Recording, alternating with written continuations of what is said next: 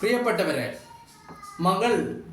മക്കൾ ഇന്ന് പുതിയ സ്കൂളുകളിലേക്ക് അവരുടെ ഡിഗ്നിറ്റി ഉയർത്തിപ്പിടിച്ച് തന്നെ അവളുടെ തലയിലെ 3/4 മീറ്റർ തുണി കണ്ടാൽ ഒപ്പമുള്ള ഒരു കുട്ടിയും പേടിക്കില്ല എന്ന് ഉറപ്പുള്ള കലാലയത്തിലേക്ക് പ്രതിസന്ധി ഘട്ടത്തിൽ ആൾക്കൂട്ടങ്ങളുടെയോ സംഘടിത ശക്തിയുടെയോ പിൻബലമില്ലാത്ത ഒരു സാധാരണക്കാരനായ എൻ്റെ ഒപ്പം നിന്ന മുഴുവൻ പേർക്കും പ്രാർത്ഥനാ മനസ്സോടെ, നന്ദിയോടെ വൈവിധ്യങ്ങളുടെ കളറുള്ള പുതുലോകക്രമത്തിലേക്ക് നമ്മളുടെ മക്കൾ യാത്ര തുടരട്ടെ എന്ന് പറഞ്ഞുകൊണ്ട് തൻ്റെ മകളുടെയും തൻ്റെ മകന്റെയും ചിത്രം പങ്കുവെച്ചുകൊണ്ട് അനസ് നൈന, നിങ്ങൾ എല്ലാവരും ഓർക്കുന്നുണ്ടാവും അനസ് നൈനയെ.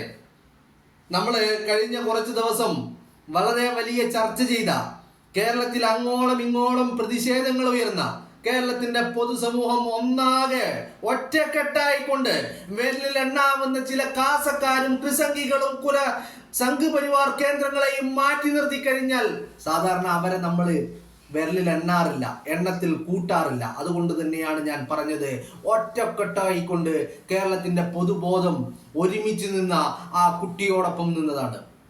പക്ഷേ കഴിഞ്ഞ ദിവസം ഈ പറയുന്ന ഹൈക്കോടതിയിൽ കാര്യങ്ങൾ എത്തുന്നു.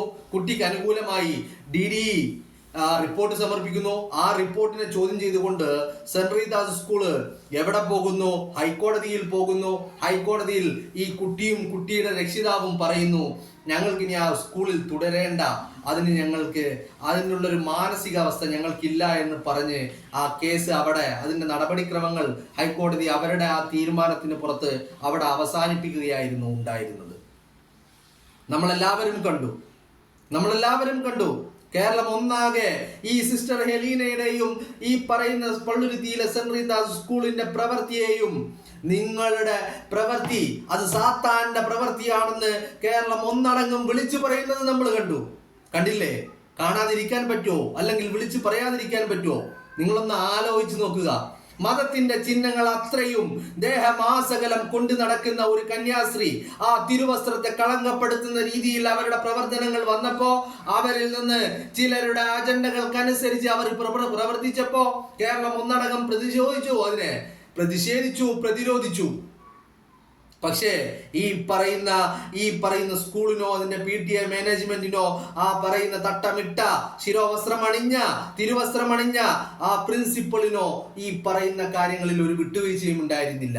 സ്കൂളിന്റെ നിയമമാണ്, അത് ഡിസിപ്ലിനാണ്, ആനയാണ്, മണ്ണാങ്കട്ടയാണ്, തേങ്ങയാണ്. അപ്പോഴും നമ്മൾ ചോദിച്ചില്ലേ, ഇന്ത്യയെ മഹാരാജ്യത്ത് ഇവിടുത്തെ ഭരണഘടനയെ വെല്ലുന്ന മറ്റൊരു നിയമമുണ്ടോ എന്ന്?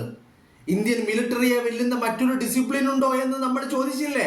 ഉത്തരമുണ്ടായില്ല. അതുകൊണ്ടാണല്ലോ മാധ്യമങ്ങളെ കാണാൻ വന്നപ്പോൾ ആദ്യം തന്നെ ഞാൻ പറയുന്നത് നിങ്ങൾ കേട്ടിട്ട് പോയാൽ മതി, ഇങ്ങോട്ട് ചോദ്യങ്ങൾ ചോദിക്കരുത്, ഉത്തരങ്ങൾ ഉണ്ടാവില്ല എന്ന് ആദ്യമേ അവർ പറഞ്ഞു വെച്ചത്. അപ്പോ പലരുടെയും അജണ്ടകൾക്കനുസരിച്ച് പ്രവർത്തിച്ച അവര് ആ കുട്ടിയുടെ വിദ്യാഭ്യാസം മുടക്കി. പക്ഷെ ആ വിദ്യാഭ്യാസം അങ്ങനെ മുടങ്ങി പോകേണ്ടതൊന്നല്ലായിരുന്നു എന്നുള്ളത് കേരളത്തിന്റെ പൊതുസമൂഹം തിരിച്ചറിഞ്ഞു എന്ന് മാത്രമല്ല, ആ കുട്ടിയും അവരുടെ മാതാപിതാക്കളും രക്ഷിതാവും വിദ്യാഭ്യാസത്തിന്റെ കാര്യത്തിൽ ഇത്ര കണിശമായി മുന്നോട്ട് നിലപാടെടുക്കുന്ന ഒരു രക്ഷിതാവ് തന്റെ മൂത്ത രണ്ട് മക്കള് ഒരാൾ റഷ്യയിലും ഒരാൾ ലണ്ടനിലും പഠിക്കുന്നു, പഠനം തന്നെയാണ് എന്ന് തെളിയിച്ച അവര് ഹിജാബ് ഇട്ടുകൊണ്ട് തന്നെ പഠിക്കണം എന്നുള്ള വാശി, അതിന് മുന്നിൽ, ആ ആർജവത്തിന് മുന്നിൽ, ആ നട്ടെല്ലിന് മുന്നിൽ പലരും കോംപ്രമൈസ് ചെയ്യാൻ ആ രക്ഷിതാവിനെ പിന്തിരിപ്പിക്കാനുള്ള ശ്രമങ്ങൾ നടത്തി. അവിടെയും കോംപ്രമൈസ് ചെയ്തില്ല. ഇതെന്റെ മൗലികമായ അവകാശമാണ്, ഈ അവകാശത്തിൽ ഊന്നിക്കൊണ്ട് ഇതെനിക്ക് വകവെച്ച് തന്നെ മതിയാകൂ. പക്ഷേ മാനസികമായി വല്ലാതെ തളർന്നുപോയി. എന്താ കാരണം? മറ്റുള്ള വിദ്യാർത്ഥികൾക്ക് ഈ ഹിജാബിട്ട കുട്ടിയെ കാണുമ്പോൾ ഭയമാണ് എന്ന് ഈ പറയുന്ന സ്കൂളിന്റെ ഈ പറയുന്ന മാനേജ്മെന്റും സ്കൂളിന്റെ നടത്തിപ്പുകാരും അതിന്റെ പ്രിൻസിപ്പളും ഒക്കെ മാധ്യമങ്ങളിൽ വന്നിങ്ങനെ വിളമ്പി, ഒരു നാണവും മാനവും നെറികേടുമില്ലാതെ മര്യാദയുമില്ലാതെ എല്ലാവിധ മര്യാദയുടെ സീമകളും ലംഘിച്ചുകൊണ്ട് ഈ പറയുന്ന തിരുവസ്ത്രമിട്ട സ്ത്രീ വിളമ്പി നെറികെട്ട ഏർപ്പാട് നടത്തി ആ കുട്ടിയെ അപമാനിച്ചു. മറ്റുള്ള വിദ്യാർത്ഥിക്ക് ഭയമുണ്ടോ ഇല്ലേ എന്നുള്ളത് മറ്റൊരു വിഷയമാണ്. അവിടെ ഒരു കുട്ടിക്കും ഒരു തരത്തിലുള്ള ഭയവും ഉണ്ടായിരുന്നില്ല. പക്ഷേ ആ മറ്റുള്ള വിദ്യാർത്ഥികളിൽ ഭയം കുത്തി നിറക്കാനുള്ള ശ്രമങ്ങൾ ഈ പറയുന്ന സ്കൂൾ PTA മാനേജ്മെന്റും അവിടുത്തെ പ്രിൻസിപ്പളും നടത്തി. നിങ്ങൾ ഭയപ്പെട്ടേ മതിയാകൂ എന്ന കേരളത്തിന്റെ സാമുദായിക സാഹോദര്യ ഐക്യത്തില്, അല്ലെങ്കിൽ ഇവിടുത്തെ ഒരു സാമുദായിക കെട്ടുറപ്പില്, ഇവിടുത്തെ അന്തരീക്ഷത്തില് വിഷം പാകാൻ ഈ പറയുന്ന സ്കൂൾ മാനേജ്മെന്റും അവിടുത്തെ പ്രിൻസിപ്പളും തയ്യാറായി. വിഷവിത്തുകൾ അവർ വിതച്ചു. അതിന് കുടപിടിക്കാൻ ക്രിസംഗികളും സംഘികളും കാസക്കാരും മുന്നിൽ നിന്ന് നയിച്ചു. ഷോൺ ജോർജിനെ പോലെയുള്ള കേരളം കണ്ട ഏറ്റവും വലിയ വർഗീയവാദികൾ ഇവർക്ക് കുടപിടിക്കാൻ മുന്നിൽ നിന്നു. എന്നിട്ട് എന്താണ് ഉണ്ടായത്? ആ കുട്ടിയുടെ പഠനം മുടക്കി. ഒരു പഠനം മുടക്കി, വിദ്യാഭ്യാസം മുടക്കി. നമ്മൾ ചർച്ച ചെയ്തു ഇതിനെക്കുറിച്ച് നമ്മൾ ഒരുപാട് തവണ ചർച്ച ചെയ്തു. തീരാത്ത ചർച്ചകൾ തന്നെ ഉണ്ട് നമുക്ക് മുന്നിൽ. കാരണം ഒരാളുടെ മൗലിക അവകാശത്തിൽ കൈകടത്തിക്കൊണ്ട് ഇവിടെ ഒന്നും തന്നെയില്ല. ഭരണഘടനയ്ക്ക് മുകളിൽ നിൽക്കുന്ന ഒരു ഡിസിപ്ലിനുമില്ല, ഒരു നിയമവുമില്ല. അത് തന്നെയാണ് ഏറ്റവും വലുത്.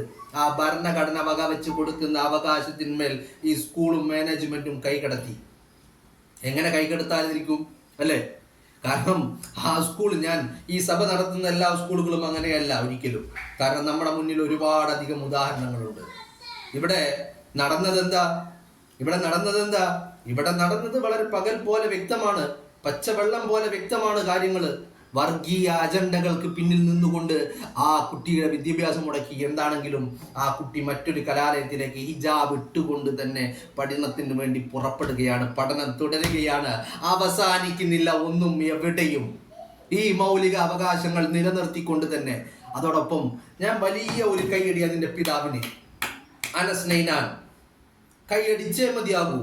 ഒരിക്കലും വിട്ടുവീഴ്ചക്ക് തയ്യാറായില്ല. അത് തന്നെ തൻ്റെ മകളെ പഠിപ്പിക്കണം, ഹിജാബ് ഇട്ട് തന്നെ പഠിപ്പിക്കണം. ഒരു കാര്യത്തിലും വിട്ടുവീഴ്ച ചെയ്തില്ല. ഹിജാബിന്റെ കാര്യത്തിലും വിട്ടുവീഴ്ച ചെയ്തില്ല, പഠനത്തിന്റെ വിദ്യാഭ്യാസത്തിന്റെ കാര്യത്തിലും വിട്ടുവീഴ്ച ചെയ്തില്ല. മുന്നോട്ട് തന്നെ നമ്മുടെ നാടിന്റെ പാരമ്പര്യം കാത്തു സൂക്ഷിച്ചുകൊണ്ട് ഹിജാബ് ഇട്ടുകൊണ്ട് തന്നെ ആ വിദ്യാർത്ഥി പഠിക്കും. ഇന്ന് രാവിലെ അനസ് നൈന ഫേസ്ബുക്കിൽ കുറിച്ച പോസ്റ്റാണ് ഞാൻ നിങ്ങളുടെ മുന്നിൽ വായിച്ചത്. അതോടൊപ്പം തൻ്റെ മകളുടെയും മകന്റെയും ചിത്രം പങ്കുവച്ചിട്ടുണ്ട്. യൂണിഫോം ധരിച്ചുകൊണ്ട് തന്നെ, തല മറച്ചുകൊണ്ട് തന്നെ ആ കുട്ടികൾ വിദ്യാഭ്യാസം തുടരുകയാണ്. ഇതിന്റെ കമന്റ് ബോക്സ് നമുക്കൊന്ന് പരിശോധിച്ച് നോക്കാം. കാരണം അത് പലപ്പോഴും നമ്മുടെ പൊതുസമൂഹത്തിന്റെ ഒരു ഇത്തരത്തിലുള്ള വിഷയങ്ങളോടുള്ള അവരുടെ പ്രതികരണം എന്താണെന്ന് നമ്മൾ അറിയേണ്ടതുണ്ടല്ലോ. അത്തരത്തിൽ ഒരുപാട് ആളുകൾ അനസ് നൈനാന് എല്ലാവിധ പിന്തുണകളും അർപ്പിച്ചുകൊണ്ട് മുന്നോട്ട് വരികയാണ്. അപ്പോൾ നന്നായി പഠിച്ച് മിടുക്കരാകുക, ദൈവം അനുഗ്രഹിക്കട്ടെ.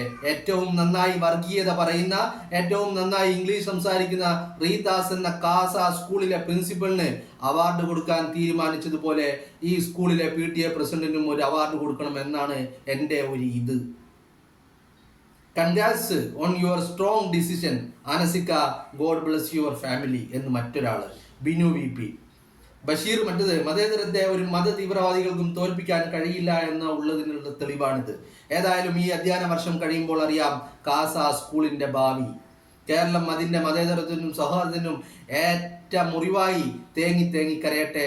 നമ്മുടെ കേരളം നമ്മൾ വിചാരിച്ച പോലെയല്ല, അത് വല്ലാതെ മാറിയിരിക്കുന്നു. അത് മാറിയിട്ടുണ്ട്. അതിൽ വിഷം കലക്കാൻ പലരും കൂട്ടുനിൽക്കുന്നുണ്ട്, പലരും ശ്രമിക്കുന്നുണ്ട്. പക്ഷേ നമ്മുടെയെല്ലാം വേദന എന്ന് പറയുന്നത് ഈ വിഷം കലക്കികൾ ആരുമാവട്ടെ, അതിനൊക്കെ ഒരു സമുദായത്തെ മുന്നിൽ നിന്ന് നയിക്കുന്ന തിരുവസ്ത്രമിട്ട ആളുകൾ അതിന് കുട പിടിക്കുന്നത് ഒരവസ്ഥ കാണുമ്പോൾ അതാണ് നമ്മളെ വല്ലാതെ വേദനിപ്പിക്കുന്നത്. നമ്മൾ അവർക്കെതിരെ സംസാരിക്കുമ്പോൾ, പ്രതിഷേധങ്ങൾ ഉയർത്തുമ്പോൾ നമ്മുടെ ശബ്ദം ഈ തിരുവസ്ത്രമിട്ട ആളുകൾക്കെതിരെ ഇത്തരത്തിൽ സാധാരണ പ്രവർത്തികൾ ചെയ്യുന്ന, ഞാൻ പറയുന്നു എണ്ണാൻ പോയിട്ട് സഭാ നേതൃത്വത്തിൽ ഇങ്ങനെയുള്ളവർ വളരെ വിരലിലെണ്ണാവുന്ന ആളുകളെ ഉള്ളൂ. അതുമില്ലെന്നേ, 1, 2, 3 അതിനപ്പുറത്തേക്ക് പോകില്ല. പക്ഷേ ഈ പറയുന്ന 3 പേര് മതി ഒരു സാമുദായിക അന്തരീക്ഷം തകർക്കാൻ.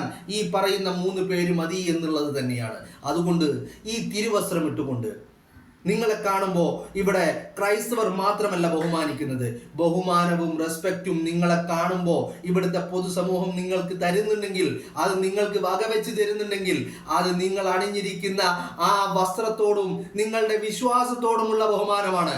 അത് നിങ്ങൾ മനസ്സിലാക്കണം.